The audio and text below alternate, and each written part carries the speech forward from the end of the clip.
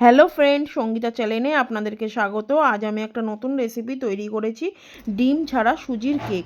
একবার এইভাবে বাড়িতে ট্রাই করে দেখবেন, খুব টেস্টি হয় খেতে, খুব ভালো লাগে।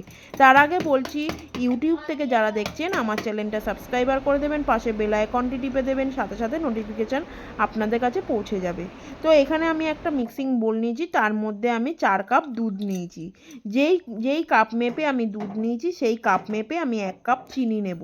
চিনি আর দুধটাকে আমি ভালোভাবে একটুখানি হ্যান্ড উইক্স দিয়ে মিশিয়ে নেব যতক্ষণ না চিনিটা না গলে। তো আমি চিনি আর দুধটাকে ভালোভাবে একটুখানি মিশিয়ে নিয়েছি। তারপরে আমি 1 বাটি সুজি দেবো। সুজি দিয়ে আবারও আমি ভালোভাবে একটুখানি মিশিয়ে নেব যতক্ষণ না সুজিটা একটুখানি নরম নরম না হয়। তো আমি সুজিটা দিয়ে ভালোভাবে মিশিয়ে নিয়েছি। এবার আমি হাফ বাটি ময়দা দেবো। দিয়ে আমি ময়দাটাকে আর সুজিটাকে আবারও ভালোভাবে একটুখানি হ্যান্ড উইক্স দিয়ে মিশিয়ে নেব। মিশিয়ে নিয়ে যতক্ষণ একটা থকথকে ব্যাটার তৈরি না হবে ততক্ষণ আমি মেশাতে থাকবো। দেখুন আমার এখানে থকথকে একটা ব্যাটার তৈরি করা হয়ে গেছে। এবার আমি একটা বাটির মধ্যে 4 কাপ দুধ নেবো। তার মধ্যে বেকিং পাউডার 1 চামচ, বেকিং সোডা হাফ চামচ দিয়ে আমি দুধটা আর বেকিং পাউডার আর বেকিং সোডাটাকে ভালোভাবে মিশিয়ে নেব। মিশিয়ে নিয়ে যে ব্যাটারটা আমি তৈরি করেছিলাম ওই ব্যাটারটার মধ্যে এই মিশ্রণটি দিয়ে দেবো। দিয়ে আবারও আমি ভালোভাবে একটুখানি নাড়াচাড়া করব। করে তার মধ্যে আমি রান্না করা অয়েল 5 চামচ দেবো। দিয়ে আমি ভালোভাবে ওইটাকে আবারও ভালোভাবে মিশিয়ে নেব।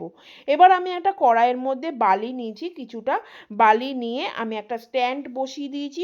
স্ট্যান্ড বসিয়ে তারপরে আমি বালিটাকে একটুখানি একটা ঢাকনার সাহায্যে ঢাকা চাপা দিয়ে আমি একটু গরম করে নেব। আমি একটা ঢাকনার সাহায্যে ঢাকা চাপা দিয়ে আমি একটু গরম করে নিয়েছি। এবার আমি একটা বাটি নিয়েছি, বাটিটার সাইজ মেপে আমি বাটার পেপার কেটে নিয়েছি।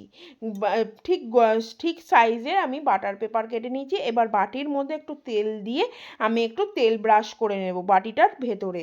তারপরে সাইডগুলো একটু ব্রাশ করে নেব। তারপর আমি ওই বাটার পেপারটা ওই বাটির মধ্যে দিয়ে দেবো। দিয়ে আবারও ওর মধ্যে একটুখানি তেল ব্রাশ করে নেব। করে তারপরে সাইড থেকে আর একটা বাটার পেপার দিয়ে দেবো যাতে করে বাটির গায়ে না লেগে থাকে। তো আমার পুরো বাটার পেপার দেয়া হয়ে গেছে। এবার ওই মিশ্রণটি বাটিটার মধ্যে ঢেলে দেবো। ঢেলে তারপরে আমি একটুখানি বাটিটাকে একটুখানি নাড়িয়ে নেব যাতে করে ভেতরের যে বাষ্পটা থাকে ওইটা বেরিয়ে যায়, যাতে করে কেকটা সুন্দর হয়। তো আমার কেকটা তৈরি করা হয়ে গেছে। দেখুন আমি সাইড থেকে একটা ছুরি দিয়ে সাইডটা আমি কেটে নিচ্ছি যাতে করে বাটির মধ্যে না লেগে থাকে। আমি সাইড দিয়ে মানে কেকটা ভালোভাবে যাতে তোলা যায় আমি সাইড দিয়ে কেকটা তুলে নিয়েছি, কেটে নিয়েছি। দেখুন আমার কেকটা তুলে নেওয়া হয়ে গেছে। এবার আমি খুব নরম হয়, খুব টেস্টি হয় খেতে, খুব নরম স্পঞ্জি টাইপের হয়। দেখুন কত সুন্দর নরম হয়েছে।